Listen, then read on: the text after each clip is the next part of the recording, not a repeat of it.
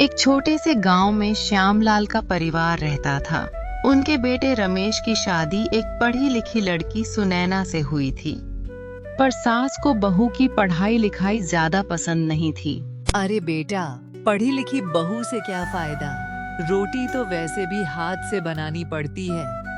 माँ जी, पढ़ाई सिर्फ किताबों तक सीमित नहीं होती, ये सोच बदलने की ताकत देती है।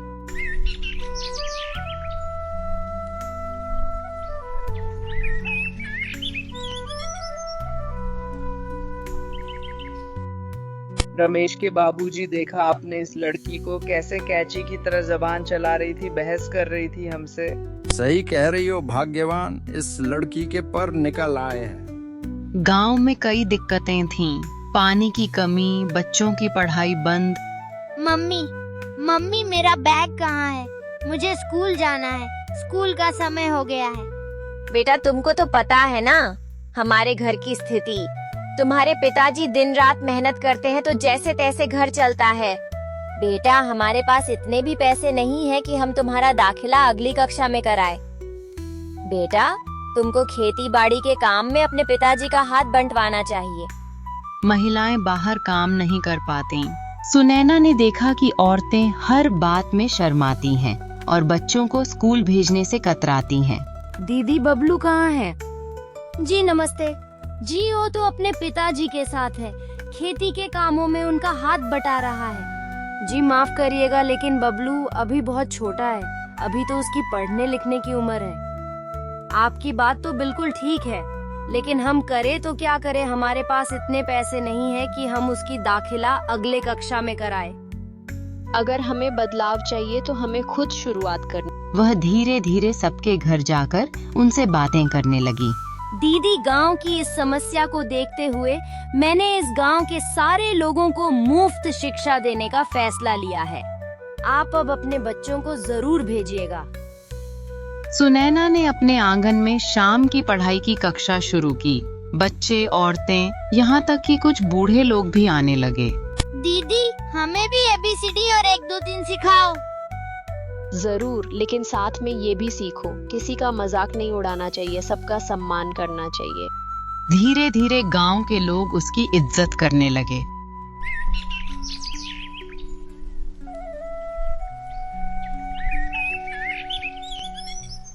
एक दिन मुखिया जी का बेटा बीमार पड़ गया। गांव के लोग डर गए क्योंकि डॉक्टर दूर था।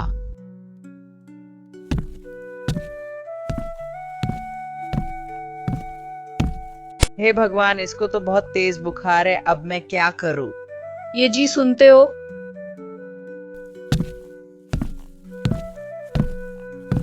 जब देखो चिल्लाती रहती है, क्या हुआ? क्यों चिल्ला रही हो? हाँ, क्यों नहीं, एक मैं ही तो हूँ जो पूरे घर में चिल्लाती फिरती हूँ। अच्छा ठीक है, माफ करो, अब बताओ भी क्या हुआ?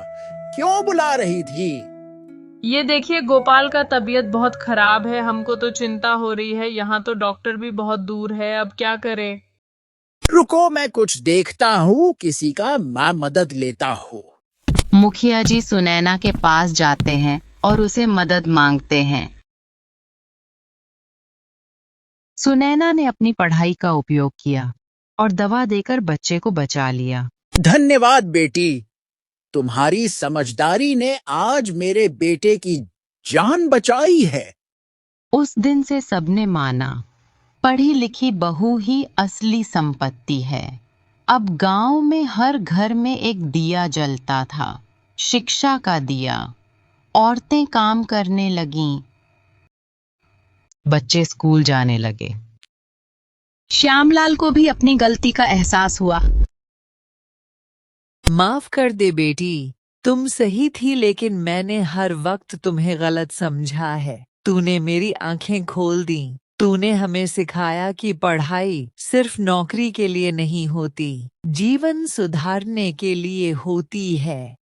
नहीं माँ जी, आप ऐसे माफी मांग के हमको शर्मिंदा ना करिए प्लीज, बल्कि ये तो मेरा फर्ज है, सही और गलत का फर्क समझना ही मेरा फर्ज है। उस दिन से गांव का नाम बदल गया।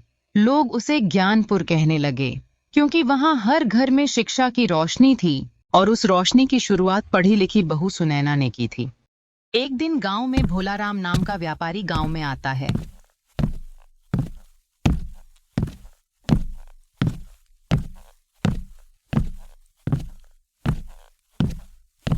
वो कहता है, मैं गांव में नया कारखाना लगाऊंगा, सबको नौकरी दूंगा, बस आप सब अपनी अपनी जमीन मेरे नाम कर दो।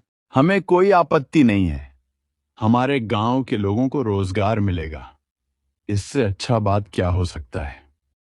क्या आप सब अपनी अपनी जमीन भोलाराम को देने के लिए तैयार हैं? हाँ, हम सब तैयार हैं। हाँ, हम सब तैयार हैं। गांव वाले खुश हो जाते हैं, मुखिया जी भी सहमत हो जाते हैं।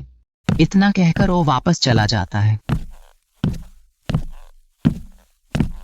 लेकिन सुनैना को भोलाराम का इरादा कुछ ठीक नहीं लगता है। उसको भोलाराम पर शक होता है। सुनैना लोगों को समझाने जाती है। चाचा जी, ये कॉन्ट्रैक्ट सही नहीं है, ये आपकी जमीन छीन लेगा। भोलाराम झूठ बोल रहा है कि सबको नौकरी देगा, ये एक ठग है, हम लोग का जमीन हड़पना चाहता है। सुनैना लोगों को समझाने जाती है, पर सास ससुर और गांव वाले उस पर भरोसा नहीं करते। उसकी बात कोई नहीं सुनता है, उल्टा सब उससे नाराज हो जाते हैं। लेकिन वो भी हार नहीं मानती है। वो भोलाराम की सच्चाई सबके सामने लाने में लग जाती है। सुनैना अकेली पड़ जाती है।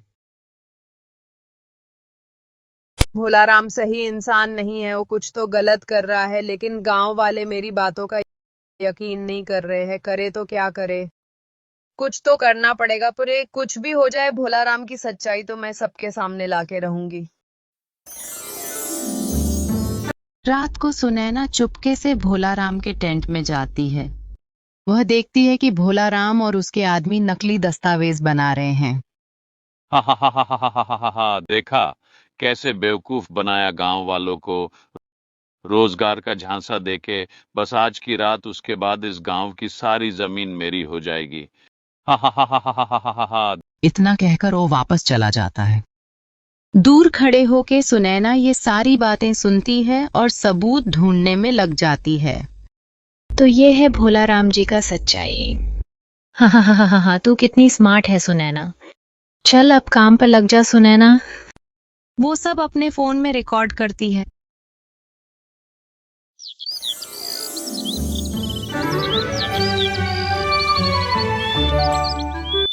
अगले दिन भोलाराम और उसका मैनेजर फिर आते हैं और इस बार वो लोग अपने साथ दस्तावेज लेकर आते हैं। वहां पहले से ही मुखिया जी, सुनैना, रामलाल और भी गांव के कई लोग मौजूद होते हैं। जैसा कि आप सबसे मैंने कहा था कि गांव में कारखाना लगाऊंगा, सबको रोजगार दूंगा, बस आप सब अपनी अपनी जमीन मेरे नाम कर दो। 1 मिनट, मैंने कहा था ना कि ये कॉन्ट्रैक्ट सही नहीं है, ये एक ठगी का कॉन्ट्रैक्ट है, ये आपकी जमीन आप लोग से छीन लेगा। मुझे पता था कि आप लोगों को मेरी बातों पे भरोसा नहीं होगा, इसलिए आज मैं सबूत के साथ आई हूँ। अगले दिन गांव की सभा में सुनैना सारे सबूत सबके सामने रखती है। सब हैरान रह जाते हैं। तू हमें ठगने आया है, निकल जाओ मेरे गांव से, और आज के बाद यहां आने की कोशिश भी मत करना। मुखिया जी तुरंत पुलिस को बुलाते हैं। भोलाराम गिरफ्तार हो जाता है।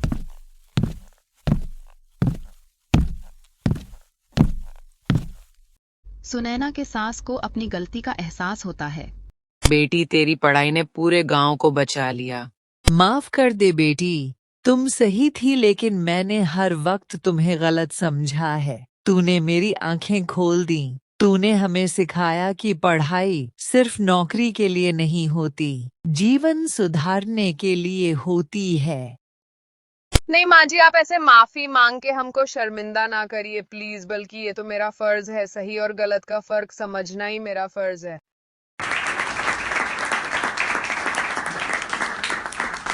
गांव वाले खुश हो जाते हैं। अब गांव वाले कहते हैं, अगर हमारी बहुएं और बेटियां पढ़ेंगी तो गांव कभी ठगा नहीं जाएगा।